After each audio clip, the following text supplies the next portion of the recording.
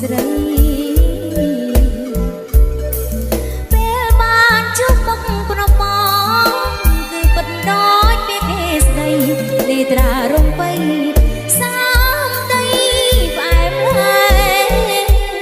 សែនស្ដាយម្លេះទេបើបងជាសុភាបុរសបងល្អយ៉ាងនេះ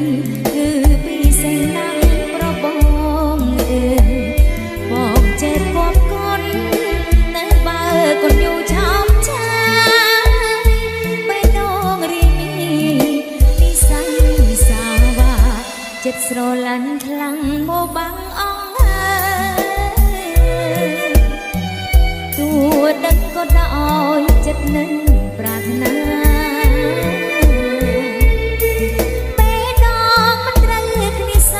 ងនឹកឡើយខ្ញុំមានស្រវាសេចក្តីស្នេហា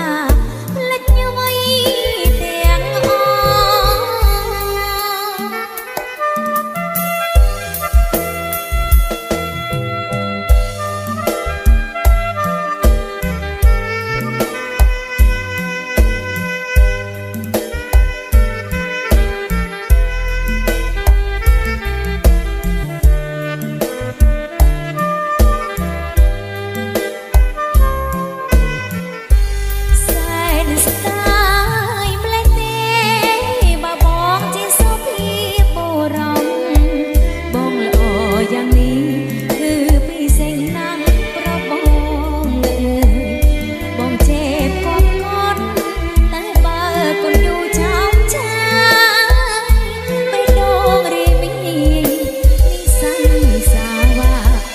ស្រឡាញ់ខ្លាំងមកបាំងអងហើ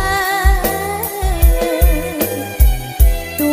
ដឹងក៏ដោយចិត្តនឹងប្រាថ្នា